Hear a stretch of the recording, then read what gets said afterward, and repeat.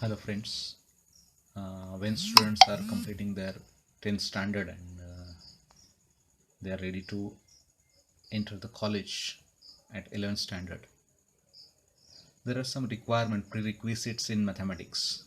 So we'll just see what are the points school levels at 8th or 9th and 10th standard and which are necessary to study the mathematics in 11th standard. So this is the prerequisites in mathematics. First, we'll go for number system. This is the natural numbers. Number system starts with the natural numbers. The first set is of natural numbers, which is also known as counting numbers. The numbers are 1, 2, 3, 4 and so on, which are used to count the object. And if we add only one number 0 in it, then that set of natural number changes to or goes to or it becomes a set of whole numbers. Now to every natural number we can define its a negative number. For 1 we can define -1, for 2 we can define -2, for 3 we can define -3 and so on. So this positive numbers or natural numbers are now known as positive integers. Their negatives are known as negative integers and 0 is the neutral. And so we are getting a new set which is containing positive integers, negative integers and 0. It is not on set of integers and it is denoted by either I or Z, this capital Z. Then the next set is set of rational numbers. The number which is occurring in form of ratio of two integers is called as a rational number, a number of the type p divided by q. Again, p and q should be integers, and the most important condition is that q should not be 0. And if we try to express that number p by q in decimal form, then that number has the property that its decimal form has a recurring decimal form. Recurring means a particular number or particular set of numbers repeats again and again.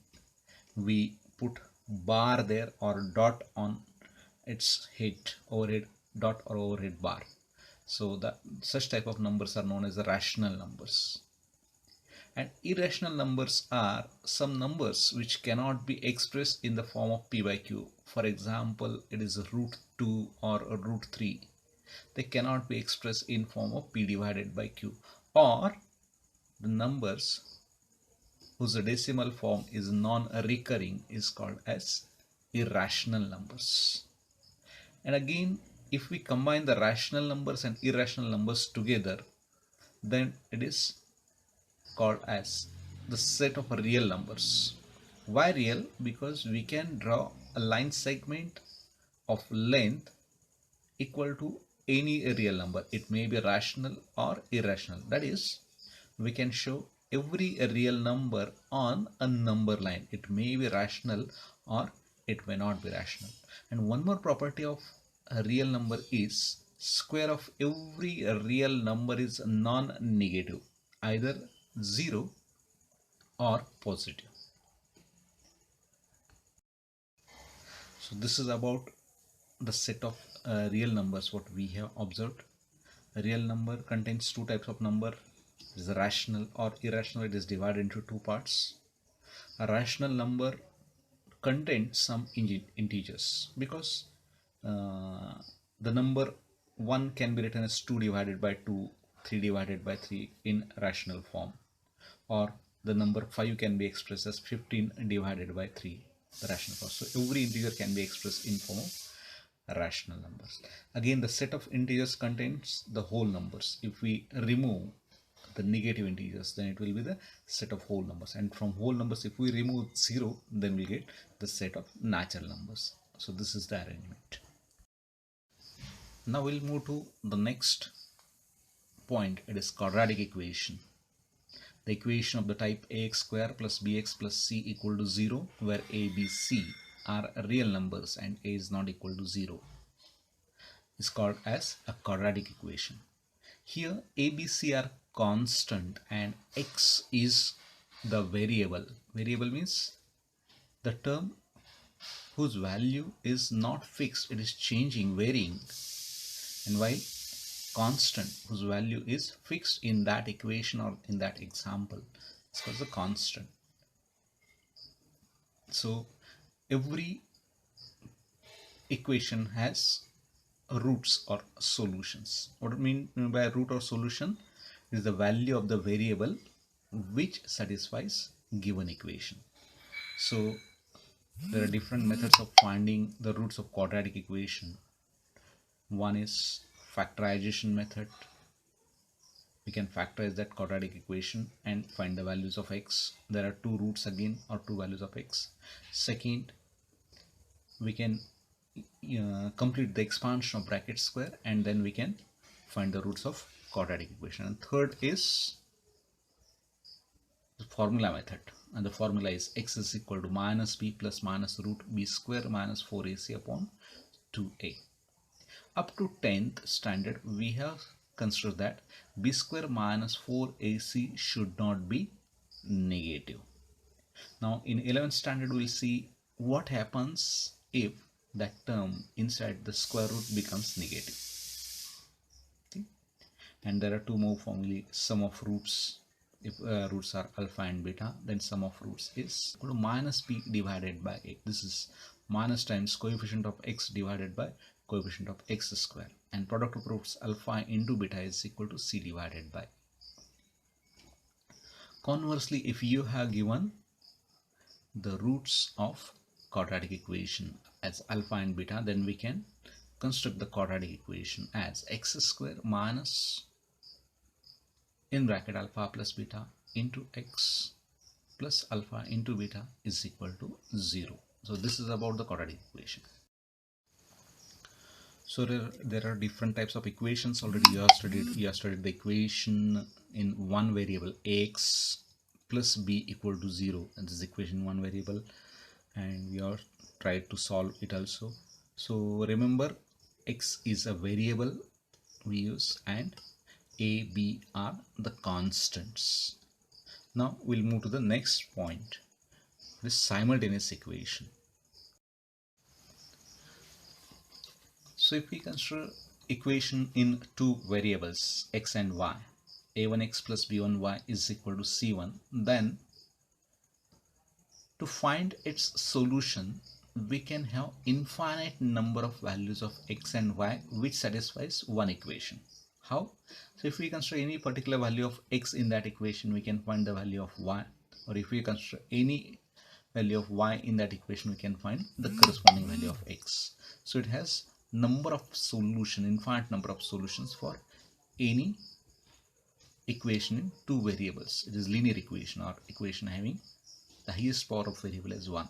So if we consider any one equation, but if we consider two equations here, see the equation a1x plus b1y is equal to c1 and a2x plus b2y is equal to c2, then these two equations are called as simultaneous equation. Why they are called as simultaneous equation? Because now we can find the values of x and y which are satisfying both the equations simultaneously at a time. And now there are different cases you have studied in 9th standard, that these two equations may have one solution, or they may have infinite solution, or they may have no solutions. Now here we will discuss the case in which we have only one solution. The first method you have studied is solution of simultaneous equation by eliminating one variable.